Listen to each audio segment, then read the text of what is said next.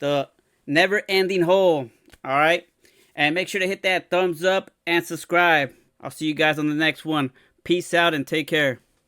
Well, we talked about it Friday night, Saturday morning, last hour. Now, a lot of you might not have heard that last hour, so I've got Mel, and there's an update. It may be the deepest hole anywhere in the ground. It may go on forever, for all we know. I'll catch you up here in a moment. I received the following facts last week. Dear Art, I'm writing to you to see if I can get some help from you or your vast listening audience. I live in rural eastern Washington near the Manastosh Ridge. I think I'm pronouncing that correctly now. On our property, there is a hole. Like the previous owners and the owners before them, we've been throwing our trash into the hole. Apparently, the hole has been there as long as anyone can remember. At first, I thought it was an ancient well. Anyway, the hole is 9 feet, 9 inches in diameter. There is a stone retaining wall around it, and we put a steel door on top to keep anyone from falling into it. As I said earlier, people have been throwing their trash into the well, that's in quotes here, for decades. Furniture, household trash, dead cows, building debris, you name it. The thing is, I noticed the hole never filled up, so I got curious, actually obsessed, began trying to measure the depth of the hole.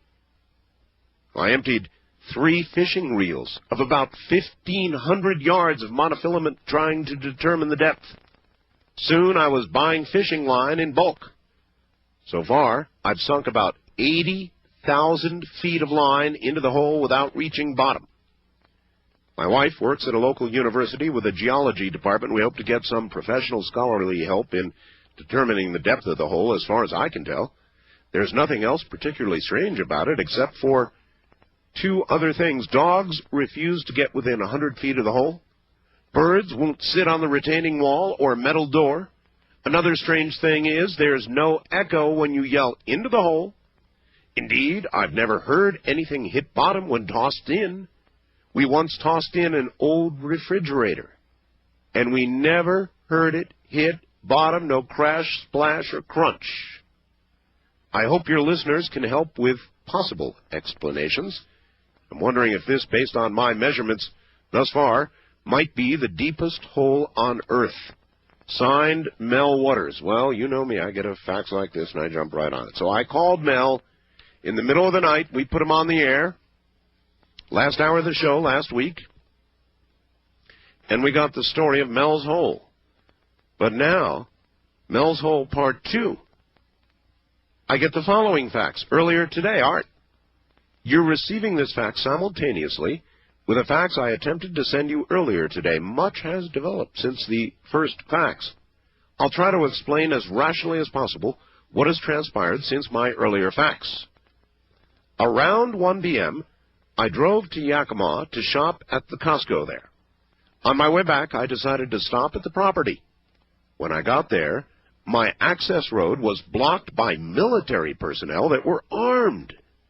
I noticed that several pieces of yellow gear had entered and exited my property based on the direction of their tread. I asked one of the guards, what's going on? He said there was a plane crash on the property. I said, well, that's strange. I told him there's no smoke. I don't see any in the distance. He asked who I was, and I let him know I own the property. I then asked to talk to the officer in charge. A non-uniformed man came up to my Suburban and let me know that I won't have access to my property until the crash has been completely investigated. I mentioned the yellow gear and the lack of smoke, and that they were on my property.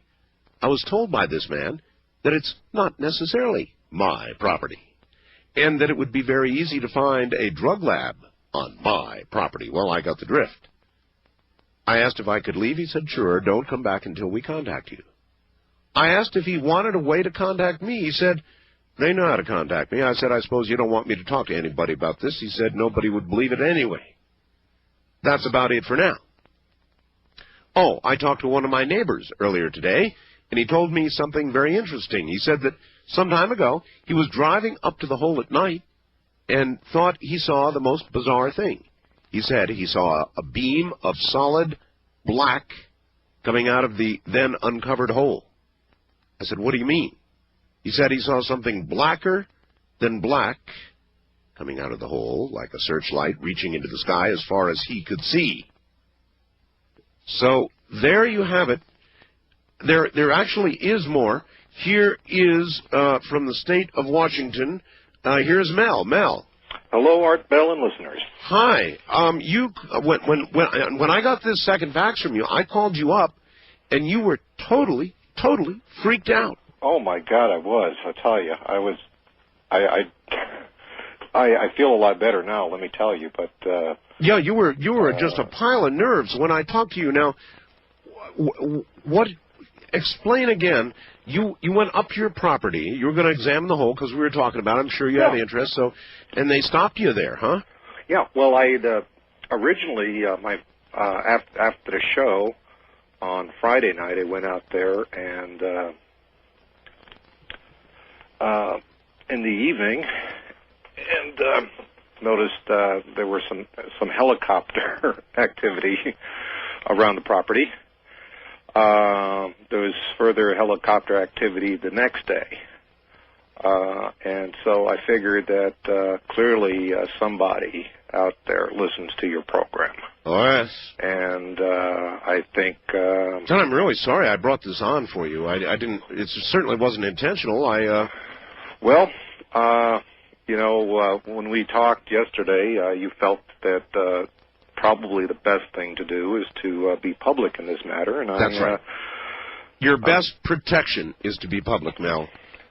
Well, anyway, so there was a lot of activity around there, and I've had some thoughts about this, and if they knew where the hole was, I would imagine that they could take some readings of the depth of the hole from like satellites.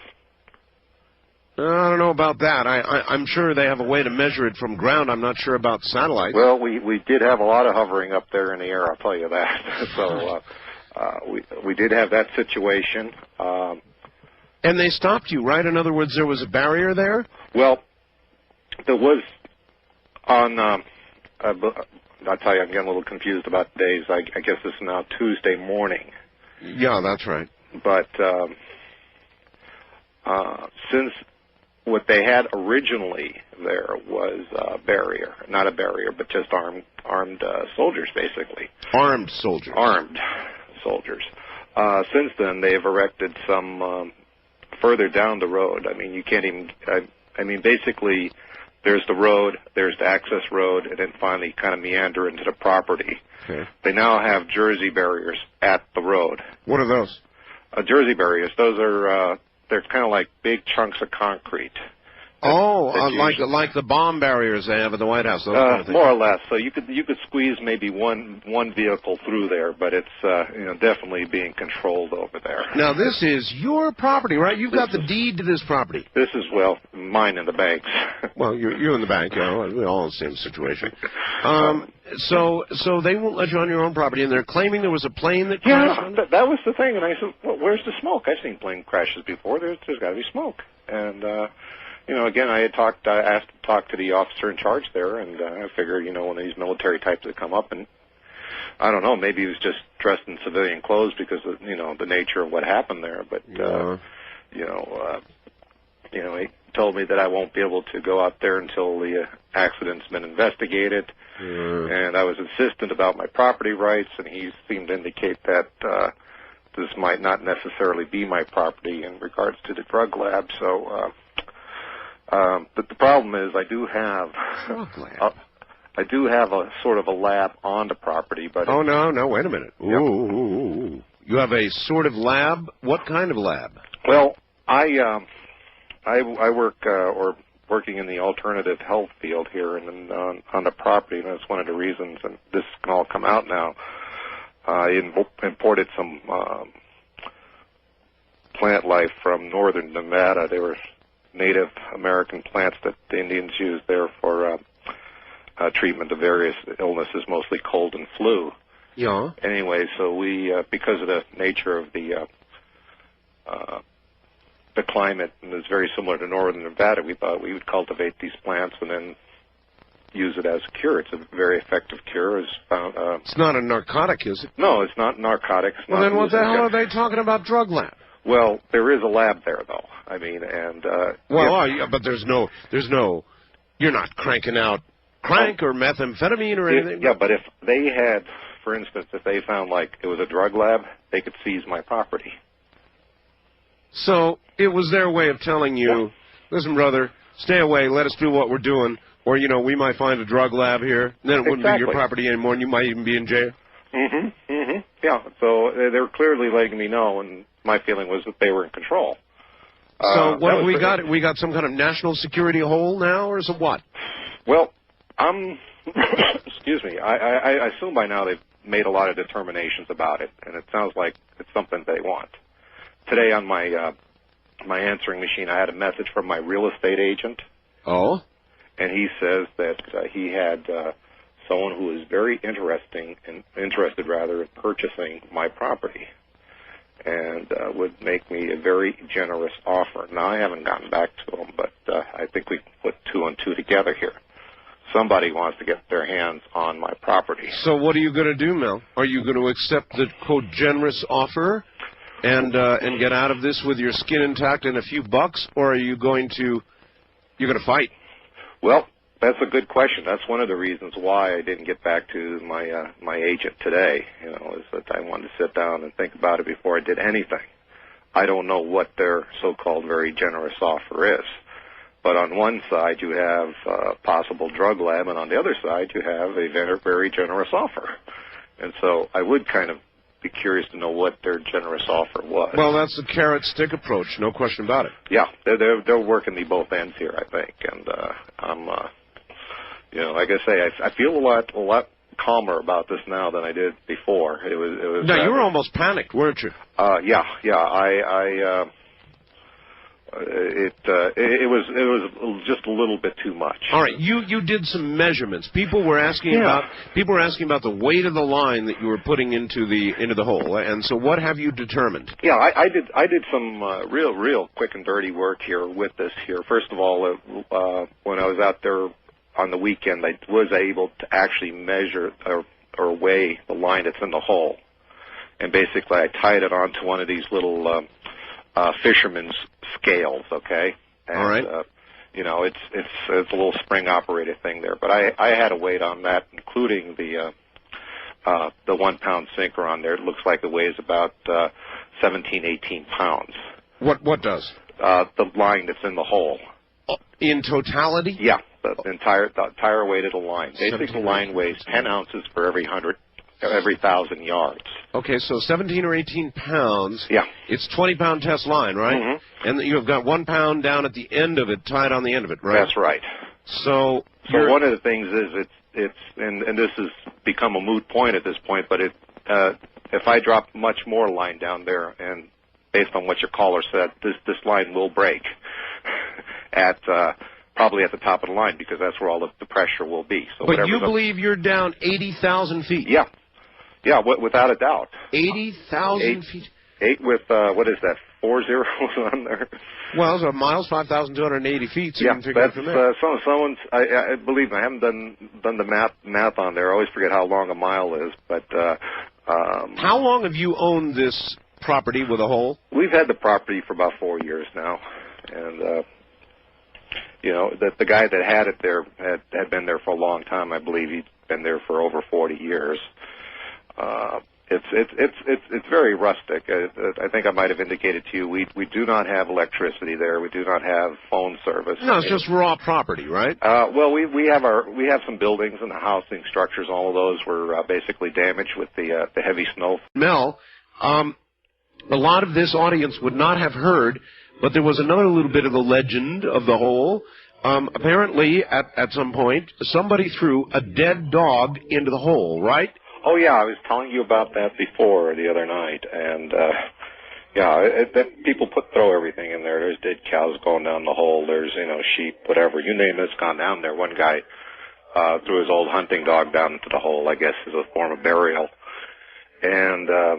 the story that I heard was that the hunter, was out there hunting one day, and he saw his old departed dog. It looked exactly the same. In fact, it was wearing the same collar and the same tags on it.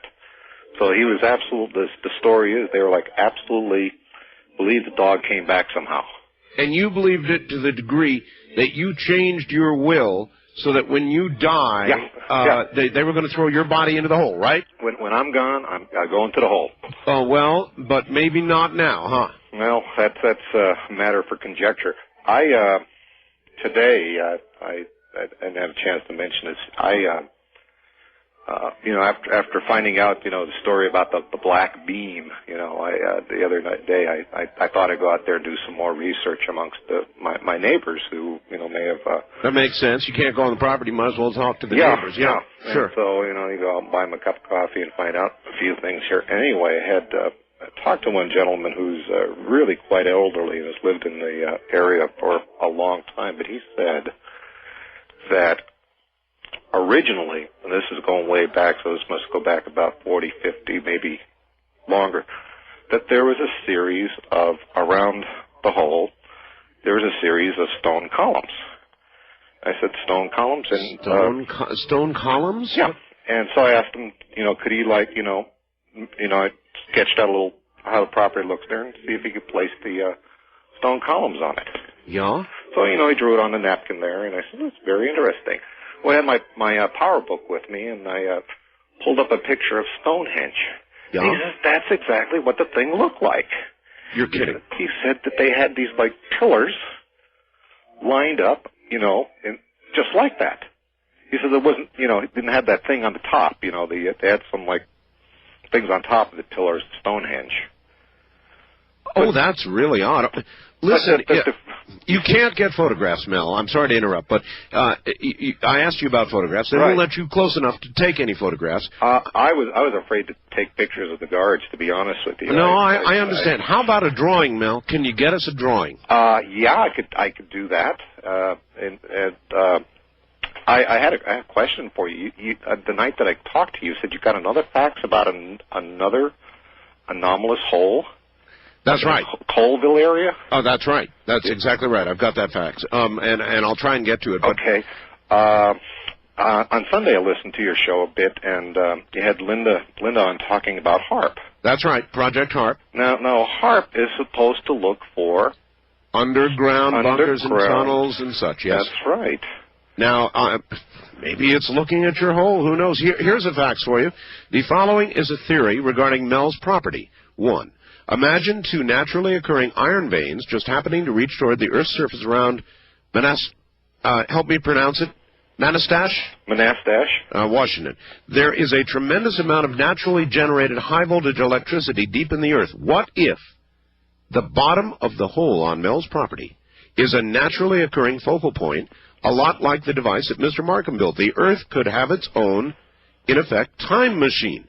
Over the centuries, through various quakes and so forth, all of the soil above the portal would have fallen into the bottom and been launched into some other time. This explains the lack of echoes and the apparent depth of the hole. Tell Mel to lower a clock down there. Well, let me tell you, I was over at the university library today, and I wanted to find out a little bit more about Earth geology.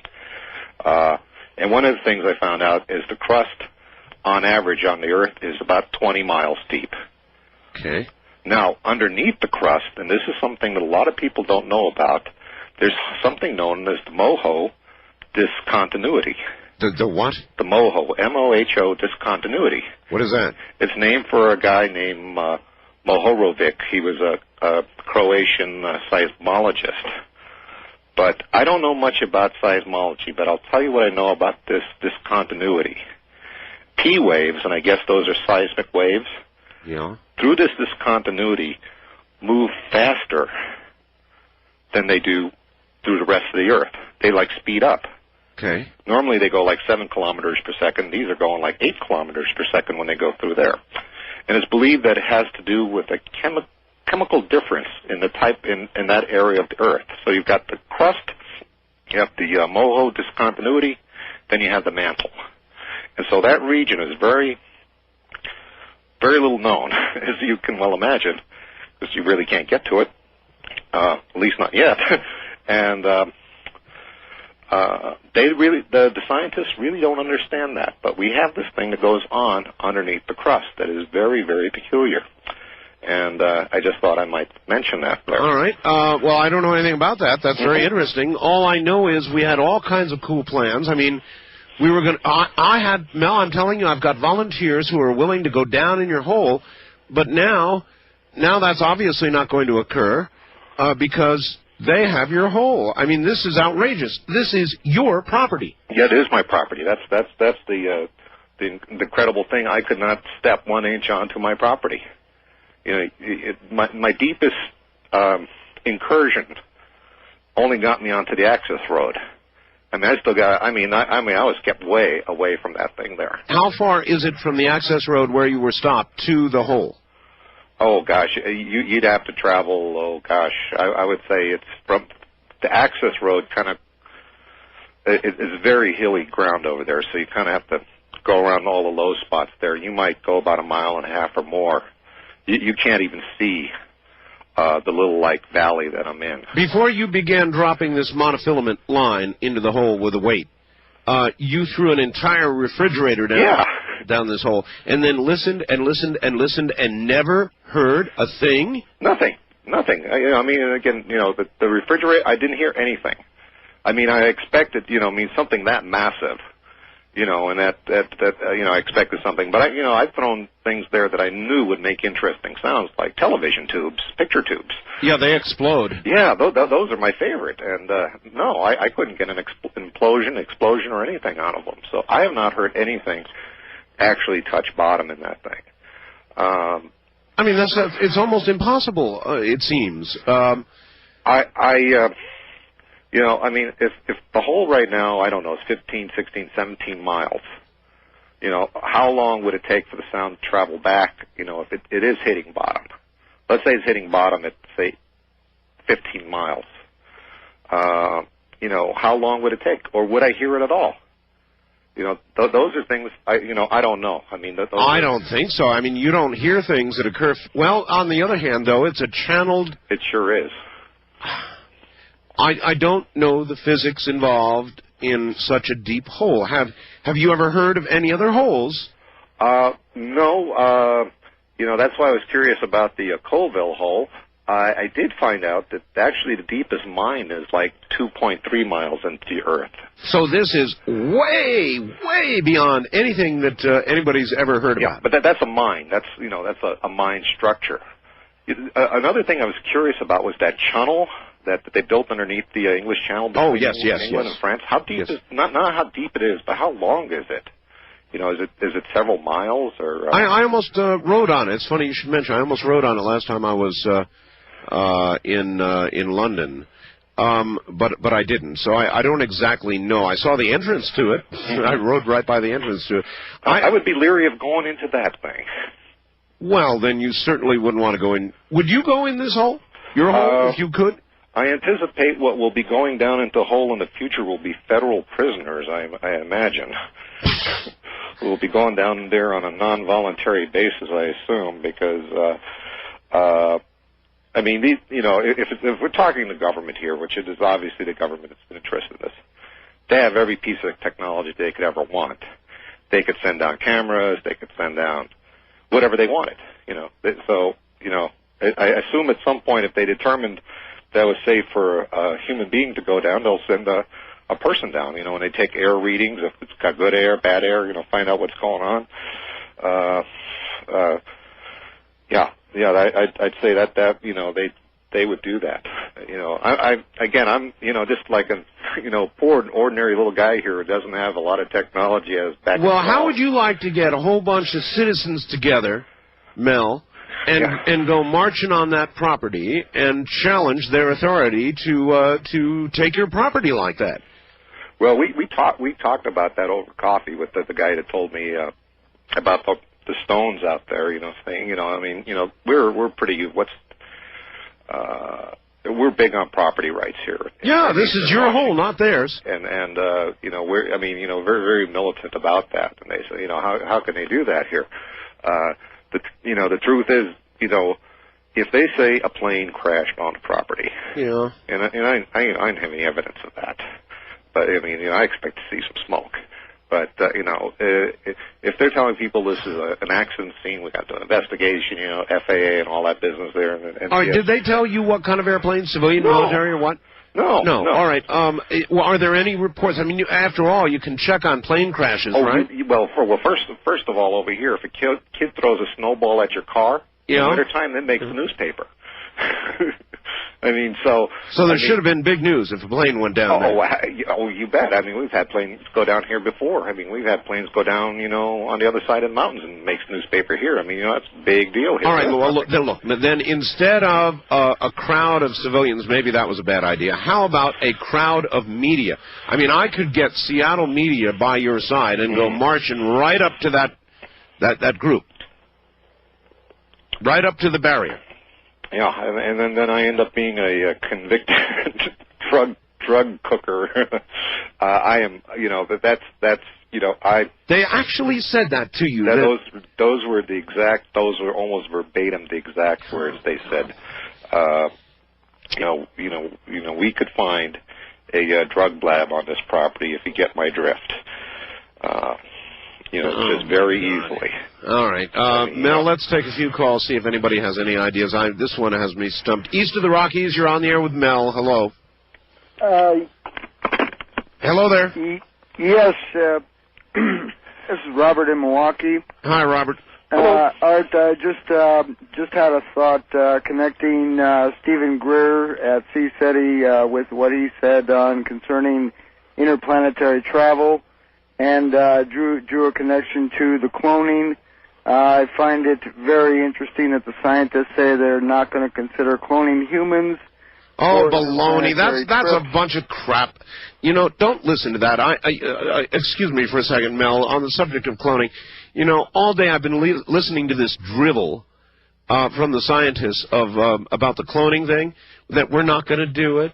Oh, well, yes, this technology will allow cloning, but we're not going to do it. That is utter garbage, and when we get around to talking about cloning, which we will, we're going to talk about it in an entirely different vein, because unless you are naive beyond belief, spending your time talking about whether we should or shouldn't, will or won't, is baloney, because we will. I guess you can say, should we? But we will, I guarantee we're going to clone. Anyway, that is not tonight's subject or the moment's subject. Mel's Hole is first-time caller line. You're on the air. Hey, Mel? Yeah, hi there. Hi there. Where are you, sir? I'm in Oregon. My name's Pete. All right, Pete. Okay. Where in Oregon are you? In Corvallis. Corvallis. Okay, I know what that is. Sure. Okay. Yeah, I was listening to the show, and I guess it's a delayed broadcast out here. I was listening to earlier stuff. No, this is about Mel's Hole. Mm-hmm. Go ahead, sir. And I would just say to Mel that you need to get in contact with just about every media person that you can think of, and get him out there. He's done that with me, and I agree with you. I just said to Mel that he should take, like an army of cameras out there. But yeah, exactly. He's afraid that he's going to end up in jail. Mm-hmm. Now, he's got a point. Well, I mean, think, suppose the army of cameras with Mel in tow arrive, and there's feds there saying, "Sorry, this is a crime scene." Is this Mel Waters? Well, you're under arrest, Mel. Well, I have to tell you that as far as what I believe is now that the surface of the hole there has been, there's a lot of snow on the property, has been covered up with snow. Mm-hmm. I think that's what the yellow gear was there for, is to groom it all, so you can't see it from the air.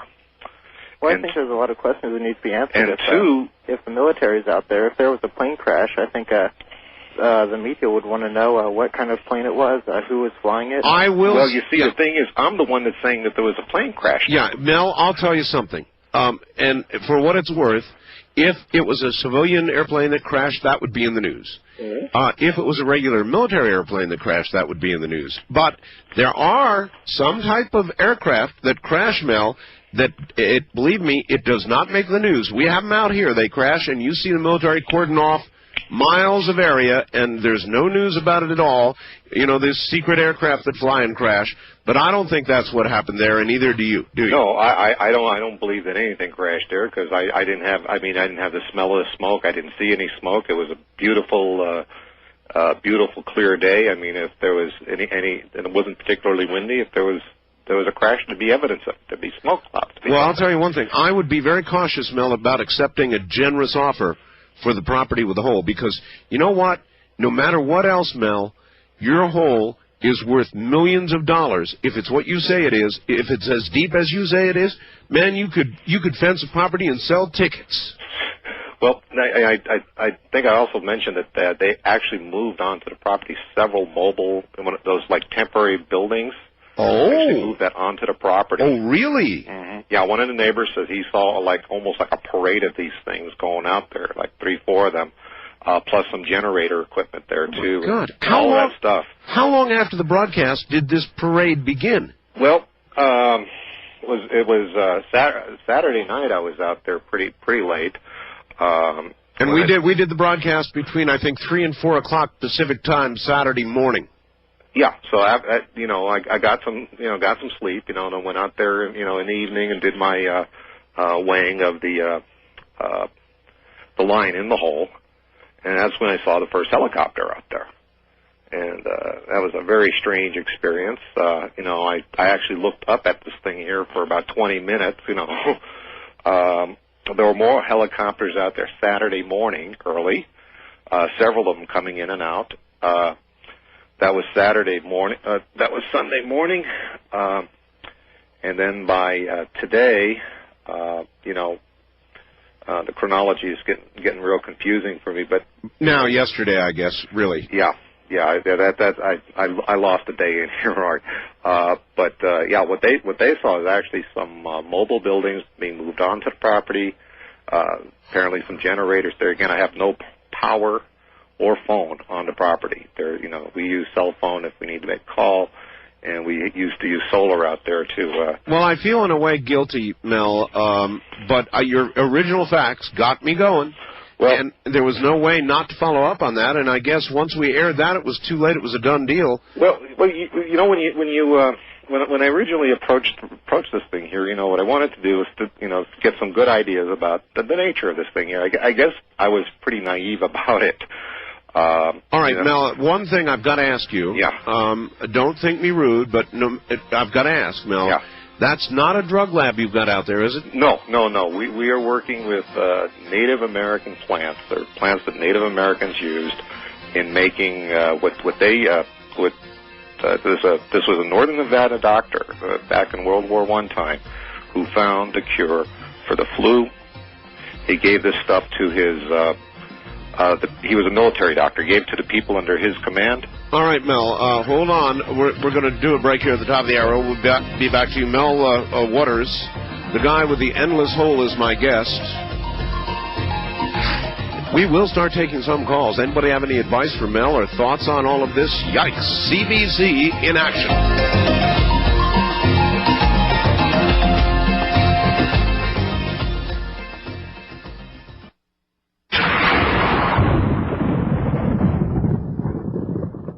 All right, back now to Mel and the dilemma of the endless hole. Mel, are you there? I am here, Art. All right, there are some people with questions. Do you have anything else you want to say? Just that, just after beginning to explore this thing here, with the help of your audience and, further questioning on, people, that live around in my area here, asking them, really, do you remember anything strange about the hole in particular? Well, I would say a resurrected dog would be pretty good. I would. It just becomes more and more mysterious. I have no way of understanding any of it. I would say a darker than dark beam that seems to go straight up into the sky would be pretty strange. That to me was utterly fascinating. Yeah. It's like, the hole itself is dark, but for it to send out darkness, into the sky, to me was just absolutely incredible. I couldn't begin to explain it. I mean, it was, the way he described it, it was just... All right. Look, let's bring some people on. East of the Rockies, you're on the air with Mel. Hello, where are you? This is Philip in Tulsa, Oklahoma. Hello, Philip. How you doing? Great. Love your show. Thank you. Mel, what type of work do you do for a living? Well, I'm a retired person. You have no criminal record of any kind? Pardon me? No criminal record or anything? No criminal record. I'd find me a lawyer and get a local group of citizens and press and militia, and that's a good reason why we need the militias in this country, is to prevent this type of situation from happening. The government coming in, taking over your property, threatening your life. You know, I would call their bluff. I don't see how they can. Well, that's easy to say, you know, from a distance. I'm not sure I'd call their bluff. I've got to be honest. Look, if you had a property, sir, and you're trying to get on it, and they had it all roped off, and they said go away, you know, we could. I would come back with a gun. Well, and they haul in a bunch of. Then trailers. You know what you'd be? You'd be a dead martyr. You take a gun up to a military. No, I'd have the press with me, and I mean I would not go at this alone. Oh, I see. You know, but they're not going to drag in a bunch of military trailers to examine a drug lab. Well, that's just not logical. I agree with you. I agree with you. So they're obviously after the secret of the hole. West of the Rockies, you're on the air with Mel. Hello. Hi, this is Stan from San Diego. Hi, Stan. I just got a question there for Mel. If there was like any way that you could charter a plane so you can do a flyover of your property. I suppose I could do that. I mean, there is a small airport here in Ellensburg, and I'm sure that can be arranged for. Well, what I'd be interested in to know is if actually planes can fly over that area, and I suppose I could try to find that out. To get some photographs. Yeah, but again, I do believe that the hole itself has been covered over with the surrounding snow. They probably did a really nice job with what they brought in there of keeping it invisible from the air. You know, that was my speculation of why they brought the yellow gear out, as to kind of dress it up a little bit there so that anyone casually going over there wouldn't notice anything. That's just my opinion. Okay, and another thing is I got a little assumption of why none of the animals want to go by there. Why? Maybe they see the apparition of the dead dog, and it's warning them not to go there. Maybe. Maybe. I mean, that's pure conjecture. Who knows? But no animals will go near it? The observations I made was my dogs and other people's dogs, that come visit, they won't go there. If I put them on a leash and try to drag them there, they'll dig their feet in there, and they just will not budge. You know what, Mel? I once was on a trip with my family we used to go to Florida, drive Florida in the winter, and we once got near a slaughterhouse, and on one of our stops. And, man, I had a golden retriever, and that golden wouldn't get anywhere. He did the same thing. He dug his feet in, and I don't care how you'd pull, he wouldn't get any. He could smell the death. Well, when I was in college, I had brought from school a human skull, and I brought it home, put it on the coffee table. My cat walked into the room, and he saw that thing, and the cat literally jumped backwards about 8 feet. I bet. When he saw that. Now, how did the cat know? They sense these things. Yeah. There's something about it. First-time caller line, you're on the air with Mel. Hello. Hey, Art, this is Scott from Kirkland, Washington. Yes, sir. Oh, hi, Scott in Washington. Yeah, not only from Kirkland, I've only been over on my side of the mountains for a little while, but born and bred in Yakima and a graduate of Central Washington University. Cool. Spent a lot of time in Ellensburg. Yes. In fact, I sat around with one of my old professors who is one of these guys who has been living in the area for, forever. And he actually had told me rumors one morning over coffee, sitting down in one of the little restaurants about a great big hole that nobody knew the bottom of. Wow. We'd actually heard of this. This was back, 1990, 1989? Mm-hmm. Sometime about in there, and we even heard that. And the one thing, it really surprises me, this guy that was saying, well, I took a gun in the media up there. What a lot of people don't realize, Art, and I think that most people don't realize, is he lives about, depending on where the hole is, between 5 and 10 miles away from one of the largest military reservations in the Pacific Northwest, possibly the western United States. It is humongous out there. The Yakima Firing Center is where they did all of the training for Desert Storm. They have a bunch of satellite dishes up there that theoretically don't exist, that they use for talking to satellites that aren't there, and all sorts of things, very interesting things go on up there. And so something like this, a hole appearing within spitting distance of this military reservation, it doesn't really surprise me a whole lot that they had trucks and stuff out there in a lightning bulb. Hey, Mel, do we know how long that hole has actually been there? I mean, I can probably trace this hole back, from, actual recollections, to for a solid 40 years before I got there, and the previous owner said it was there the next owner back. Before that, I don't know if anyone owned the property. I suppose I could check on that to see, from the records there, if there's been any, ownership of it, or was, whatever. But I can trace it back for a good solid 40 years, at least, from the verbatim accounts from the previous owner. Again, I don't really know. I would venture to say that, given the nature of it, that it's been there for a very, very long time. I'm talking, not just decades there. I mean, how can this thing just be there? It has to be ancient. Well, I wish you the best in figuring out what it is, and we're all of us local here, we're going to keep tuned in to see if there's anything worth driving back across the mountains to hang out and see. Well, I've just been out here for just a couple of years. I decided to retire out here and pursue, my interest in alternative health, and this is what I get. All right. Well, it's turned into a nightmare. Yes. An absolute nightmare. East of the Rockies, you're on the air with Mel. Hello. Yeah, about that hole. Yes, sir. There was a Rod Sterling thing I saw on the TNT, I think, about 4 years ago. He was hosting it. It was like, must have been early 80s, late 70s. And there were reenactments of, like, these true occurrences. Yeah. And there was a whole story about a boy. It looked like it took place in, like, when they still rode horses or something. And a boy woke up with his dog missing or something. And he went looking for his dog and fell into a hole, except, he didn't fall in. He hung onto the edge and crawled out and went and told his dad, and his dad went out there, and they heard noises coming out of it. Oh, God.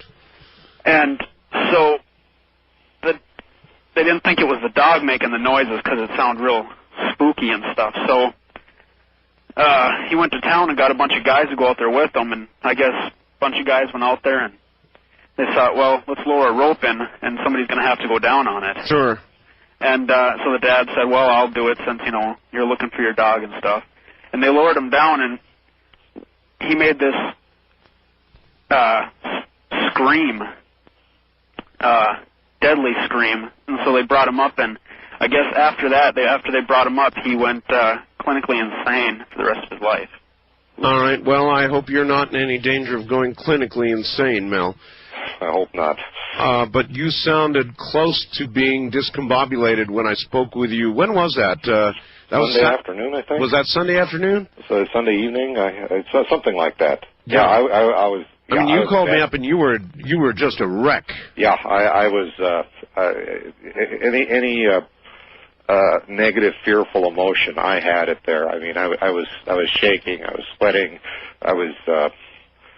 My body was doing things that I couldn't explain. I was a wreck. What do you think about the idea of you're not even going out, but sending the media out? I could do that as in terms of saying I think there's something interesting going on over there, and send them out there, and what I assume that'll happen is if they did go, if they thought it was a valid story, they'll say, look, we're conducting military exercises on this land here, and there's nothing for you to see, and I think that'll be it. Again, this guy was real clear to me. He said, look, I asked him, I said, look, I suppose you don't want me to talk to anybody about this. And he said, hey, no one's going to believe you anyway. You could tell them anything you want. Why are they going to believe you? All right. Well, First time caller line, you're on the air with Mel. Hello. Hello there. Hi. Maxine in Southern California. Hi, Maxine. I am very interested in the conversation that's been going on with Mel. I heard the program the other night, and, he's really in a big dilemma. Well, he is now. And I feel somewhat responsible. But, I understand that.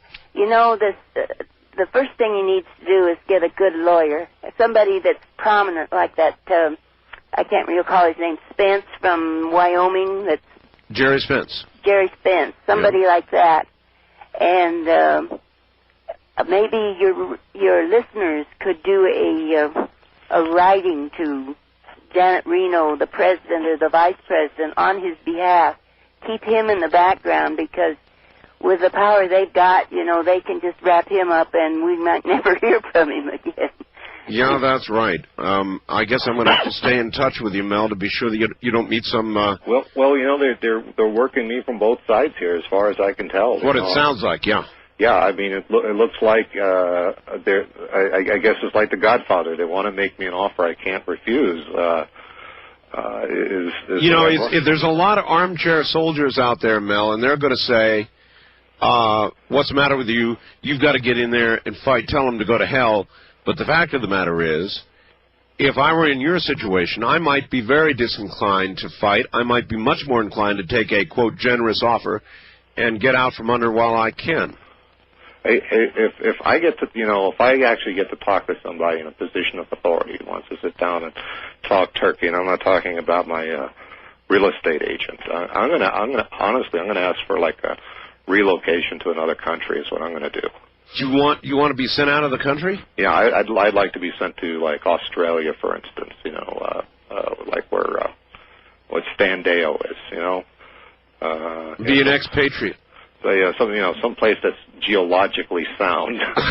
Okay. East of the Rockies, you're on the air with Mel, who's still an American at this moment. Hi, my name's Brad. I'm calling from Lexington, Kentucky. Hi, Brad. Hi. When I heard about this hole, it kind of reminded me of the story with the hole they dug. I think it was in Europe or Scandinavia. They lowered a microphone. Yeah, I'll tell you what. That was an Associated Press story, and they lowered a microphone in, and they heard the screaming, agonized sounds of thousands of people in agony. They said that was an actual AP story. Now, it may have turned out to have been not true, but AP ran that story. So I don't know. I mean, maybe it's the entrance to hell. I don't know. There isn't even an echo that comes out of this. I mean, you don't even hear anything. And plus, and as far as the animals not wanting to go near it, there is that, but he says there's not a sound. I mean, it's totally dead, right, Mel? Mm-hmm. Yeah, I mean, unless you hit the side of the thing there, when you drop something in and it's like close to the surface, you hear it there. But after a certain point, you wouldn't hear anything anyway. Now, when you dropped a refrigerator in, I'm curious how you can drop a refrigerator. Now, 9 feet 9 inches, pretty good size diameter. Yeah. But how do you get the fridge in the middle to drop it so that you don't slam it into the sides? Well, you get like one of your buddies over there, and you get it over there on its, so it's like leaning over on its back, and you slide it over on the stone wall, and just kind of give it a shove, and it just sort of goes straight down. Yeah, that makes sense. Yeah, it's not too difficult. I mean, we've been throwing stuff in it, that hole of all sorts of descriptions here, and believe me, we've done it. I mean, it's a cow is a pretty big thing, but people have gotten cows down in there, so you can just about throw anything down there. Actually, almost disgusting. Yes.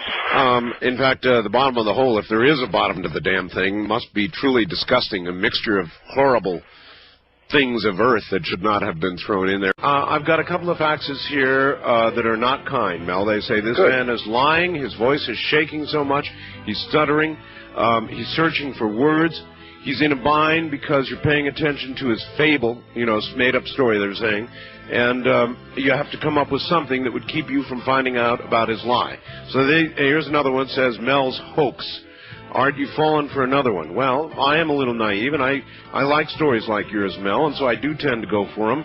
Do you swear that this is absolutely the truth?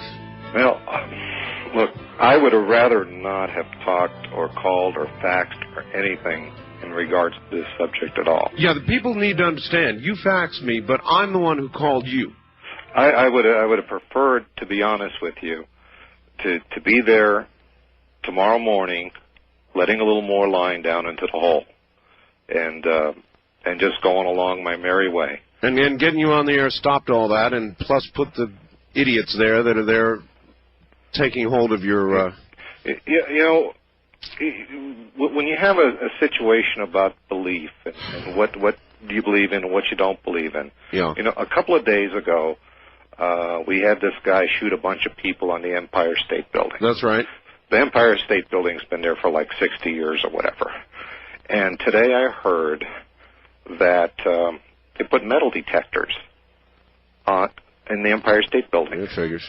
Now, for 60 years, people believed that the Empire State Building was a safe place to be. That was belief. And in one day, people no longer believe. So beliefs change.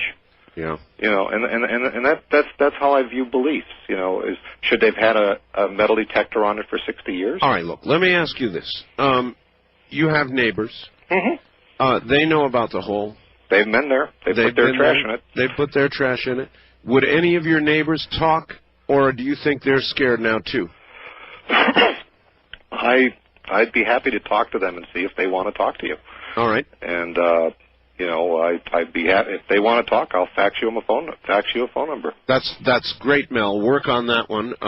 That's at least one other angle to approach this with. East of the Rockies, you're on the air with Mel. Where are you, please? I'm in Cameron, Texas. All right. Gentlemen, how wide is that hole? It's 9 3/4 feet. 9 3/4 feet. 9 feet. That's the diameter. 9 feet 9 inches in diameter, he said. Okay, Mel. To the library. Why don't you go tomorrow and they can network books all over the United States. And there's one called The Phantom of the Poles by William Reed, and there's one called The Hollow Earth by Dr. Raymond Bernard. Okay. And I'll guarantee you that'll open your eyes, because the Earth is hollow. They've never proved the Earth is solid. And it's a pole that's totally a hole, and it's about 1,400 miles wide. And people can't see across it, and they don't realize they're going into the Earth. But Admiral Byrd flew 1,700 miles inside the Earth, and they shut it up. So the government's up to something here. All right. As a matter of fact, here's a fax, Mel, saying, regarding the hole, it sounds to me like the government's going to take the hole and give Mel the shaft. That is what it sounds like. West of the Rockies, you're on the air with Mel. Hello. Hi, how you doing? Well? Another fantastic story, Art. Yeah, I know. I appreciate you taking my call. Sure. I have a friend of mine who also believes in the Hollow Earth story. And I've read 2 scriptures in the Bible, which I won't quote, because I know you don't like to talk about that. That's right. But there's one, it talks about making graven images of things. Yeah. And that would be even things that are under the earth. And then there's a... Well, what are you driving at, though? Well, there are scriptures in the Bible that also allude to a hollow earth. Oh. And so there's one in Revelation that talks about they were looking all around to try and find somebody who was worthy to open the scrolls or the seals or something. And even under the earth, no one was found. All right. Mel, are you a religious person? I wouldn't categorize myself as a religious person, you know. And so then you don't necessarily feel there's any religious significance to the whole. I'm starting to believe that there's some supernatural significance to the whole, but the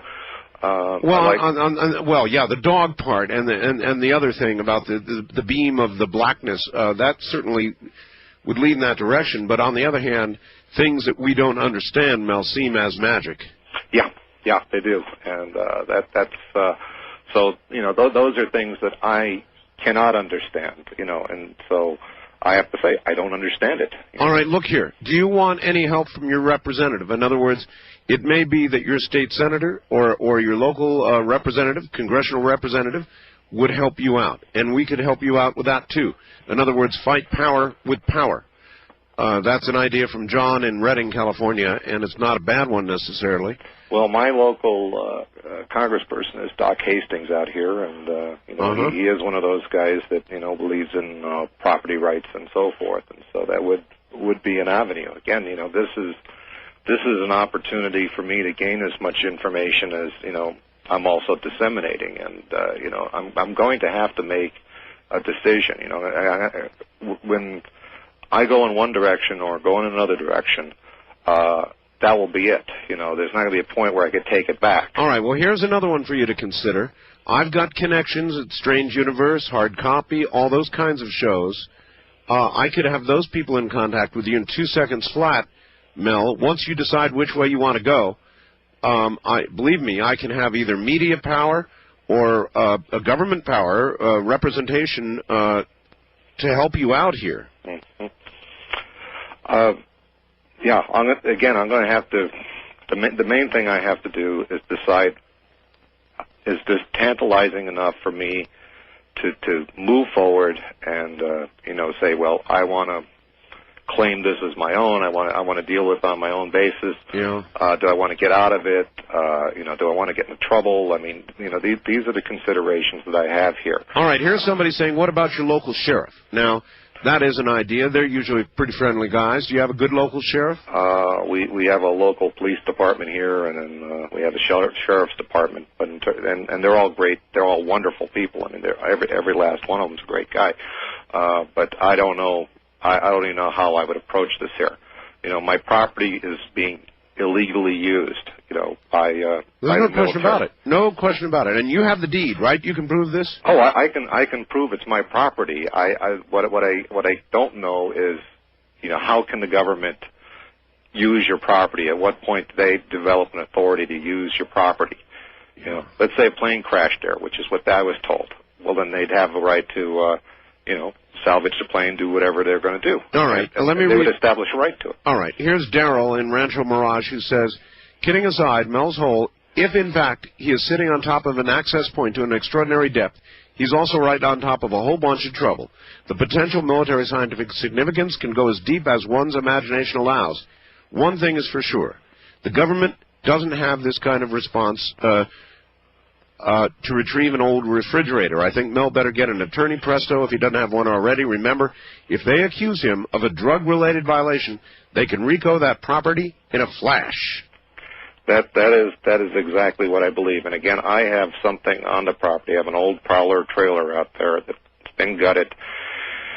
And it's where I do a lot of the work I do with the plants that I have. And, I have solvents there. I have alcohol there. I have drying equipment out there. And, it would take them 30 seconds to make it look like a methamphetamine lab or whatever it is. I mean, it just... it's already my lab. I mean, that's where I do my work. I hear you. All right. First-time caller line. You're on the air with Mel. Hello. Hello. Hello. Where are you? Hello. I'm calling from Reno, Nevada. Reno. Okay. Speak up good and loud for us, huh? Okay. Art, I'm sorry, but I just feel like you've got somebody there that's got quite an imagination. Well, you're talking to him, so I mean, I've just said the same thing to him. Some of the faxes that I've been receiving are saying that. Obviously, people don't believe. I just hope that you don't get all wound up in this. Well, I get wound up in all kinds of things, dear. I'm not going to stop. That's what I do. Don't worry about me. Oh, okay. Well, I was just. But I mean, if you doubt some part of Mel's story, go ahead and say so to Mel. He's here. Mel, I think that you're looking for some kind of notoriety for some reason, and I think that you think everybody is pretty gullible that is listening to Art Bell's program, and that you're taking unfair advantage of them. All right, you've got to remember, dear, I called him. But didn't he originally fax me? Yes, help? He did. He faxed me with information. As a matter of fact, I read the fax at the beginning of the program with Mel tonight, and I read it over the air. So he didn't anticipate that I would call him, didn't ask me to call him, and I had to look up at the top of the fax to get the fax ID to call him. So that's the truth of the matter. I have no way of knowing, of course, whether Mel's weaving us a story or not, except his word, and I can't imagine why why he'd lie. To be honest with you, and since you're from Reno, and the main, if I wanted to be on the air talking about something, I'd much rather talk about my work with Indian herbal remedies. That would be the thing that I would be preferred to be talking about. It just so happens that the materials I'm working from are from northern Nevada, from your local Indians out there, and they're the ones that have provided me with the line of research that I'm doing. I have, this whole thing is secondary, but if I had a topic I really wanted to speak about, it would be that would be it. All right, I understand. All right. East of the Rockies, you are on the air with Mel. Hello. Will, WTDY, Madison, Wisconsin. Hello, Yes, fellas. Hi. Allegedly Zionists, allegedly anti-religion Zionists, with billions of U.S. dollars profits. What does this have to do with makers and currency future derivatives markets? All right, well, I don't know where he's always going all over the place where it has nothing to do with our topic. First-time caller line, you're on the air with Mel. Hello. Hi, this is Flo from Vancouver, BC. Yeah, hi there. I just think your last caller, the female caller, must have a wild imagination herself. But I have two questions here. Number one, has he called a psychic by any chance? Or looked into that? That is a thought. I mean, Look, when after if I decide to basically take the money and run, yeah, I still want to know what's down there. I want some mechanism to know. I mean, my original line of inquiry really was, is this the deepest hole around? I mean, that was my original question I put forward, and I think I got an answer to that. But now I'd like to know, what the heck is this thing? So that's where I'm coming from now. And one way or another, I mean, I think I'm at the point where I'm open up. My beliefs are such that if we had a psychic look at it, a remote viewer, whatever, that I would be willing to accept, what they have to say about this. If they looked into it and saw what was at the bottom or what was going on over there, I think at this point I can accept that. Boy, I tell you what, I've had to accept in the last couple of days here. I can accept anything at this point. All right, thank you. I know a really good psychic, and I know I'm going to be asking her tomorrow. All right, thank you, dear. Can I ask a second question? Yeah, go ahead. Okay, what does he think the odds are of someone going ahead and finding out who he is and calling the media and we've had his full name on the air for one thing. Yeah, I noticed. All right, so Mel, what do you think the odds are that somebody will? I mean, obviously, as a result of the first broadcast, look what's happened. So the media may descend on you, Mel. They very well could, and as the guy said at the road here, it says we already know where you're at. So, well, what are you going to do if the media? I mean, suppose tomorrow KOMO or one of the big Seattle broadcasters comes to you and says, "Look, we got a camera crew. Tell us where the property is. We want to go out and investigate." I suppose that if they wanted to go there, I would lead them to the access road there and say, "Here, I'm out of here. You take a look. You talk to these guys here. You find out what's going on, and and then I'll watch it on the news tonight." But you won't find me anywhere near that. I hear you. West of the Rockies, you're on the air with Mel. Hello. Yes, Art, this is Skip in Sacramento, KSTE. Yes. A couple of things for you, sir. The hole that he is talking about, his 80,000 feet, comes up to 15.15 miles deep. Sounds right. The Mohorovicic discontinuity he's talking about came in the International Geophysical Year. I believe that was back in the early 80s, maybe even the 50s. I'm getting so old I don't remember now. It's called IGGY, the International Geophysical Year, where all the world population took part, checking the depth of the shelf underneath the oceans and the molten mass down to the core and so on, how deep it was. There was a discontinuity. It wasn't even, and that's why it's called a discontinuity. It was named after this fellow Mohorovicic. Exactly.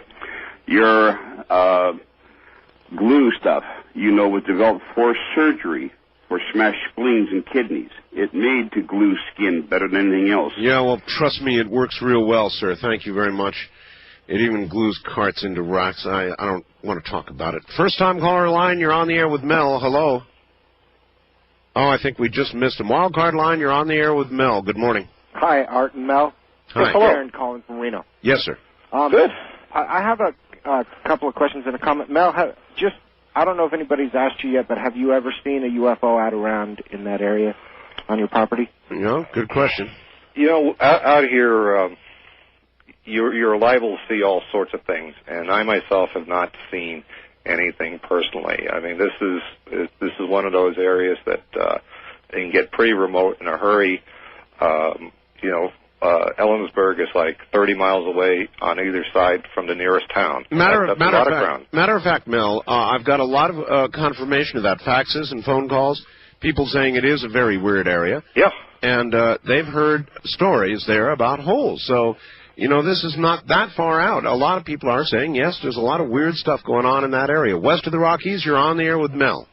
It's Fred from Sitka. Sitka, Alaska, all right.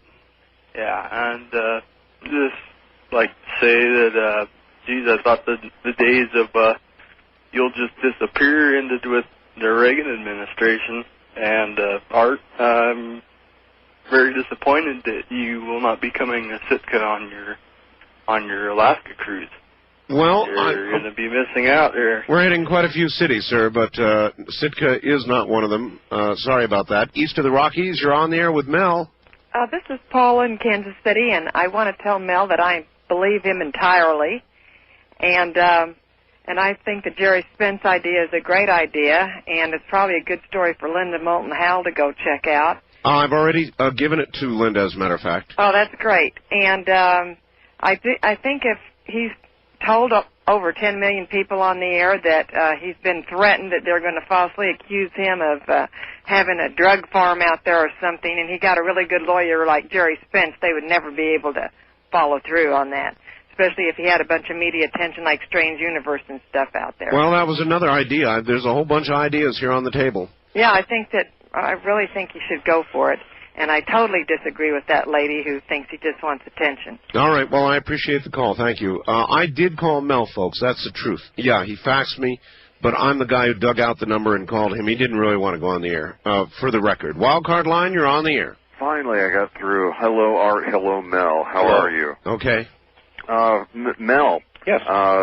Now, with this hole and these people who are on your land, you have to understand they are listening to this radio program right now. I'm sure. I'm absolutely certain of it. And you also have to understand these are military spooks.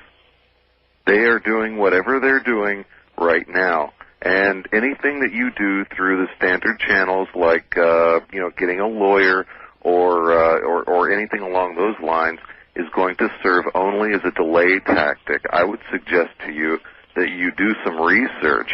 If it was a plane crash, there is radar coverage of that area, I'm certain. Oh yeah. There would be a record of it somewhere. Well, unless if it's an airplane crash, where's the NTSB? Well, sir, wait a minute. Hold on. Look, I live out here in Nevada, and I can tell you because there's been some experimental planes that have crashed out here. And A, it does not get into the media. B, the military cordons off the entire area. And trust me, you don't get anywhere near it. I know personally that's true.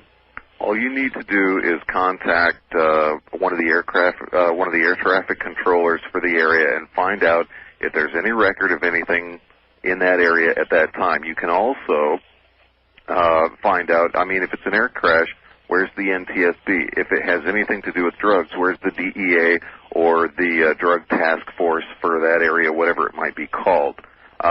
If there is anything to do with anything else as far as the geological properties of the area, you can find all this information out from USGS. You can get satellite photos in infrared. You can get anything you want.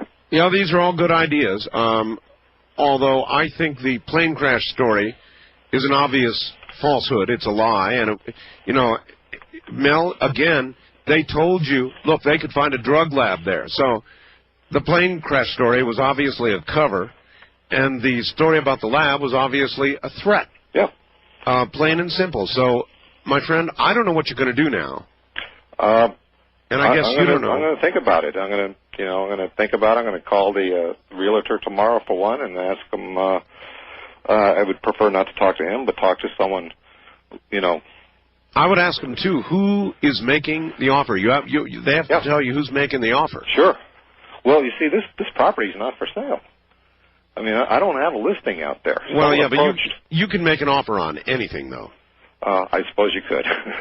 Yeah, you can get a realtor and make an offer, and they will come and give you that offer. So, look, I don't know what else to say or do, Mel. Wow. If there's any way I can help you, if there's any media contacts or political contacts I can supply you with that will help when you decide what you're going to do, come to me. If there are any significant further developments that you want, or you get some neighbors who want to come on the air, yep, I'll put them on. If you get any drawings, I'll put them up on the website. I'll do whatever I can do to help you, and I feel a little guilty about having solicited you on the air in the first place and causing all this. Well, look, I'm pretty rattled about this, I have to say, and I'm usually a bit more articulate than I have been, and I apologize for that. This is a really stressful situation. No, I understand. People are just nasty, Mel. That's all. No, that's fine, and I generally find that usually the people that are most well-spoken are generally the ones that you really have to watch out for. And I know. I think that's always a good thing to bear in mind, and so I got some thinking to do about this, Art, and I appreciate everything that everyone has said. I think overall, I've moved forward in this in terms of, actually being able to resolve this within my mind, and I think for that it was good. Quite honestly, your involvement with this may not, it may be happening now because of your involvement, but it could be happening a year from now without your involvement. Yeah, and everybody out there ought to consider something like this could happen to anybody. 10 million people, or how many are out there? They know about this. Mel, we're out of time. Stay in touch, my friend. I'll keep in touch. All right, take care. That's Mel and the story of Mel's Hole, and that's the latest. When there's more, you'll hear about it right here. Apple pie with my mouth so dry, 'cause I just got high, then I slip and slide. You already know what I'm about. Cruising on my snowboard and wiping out. Shot of some whiskey to warm me up, but just keep pouring up.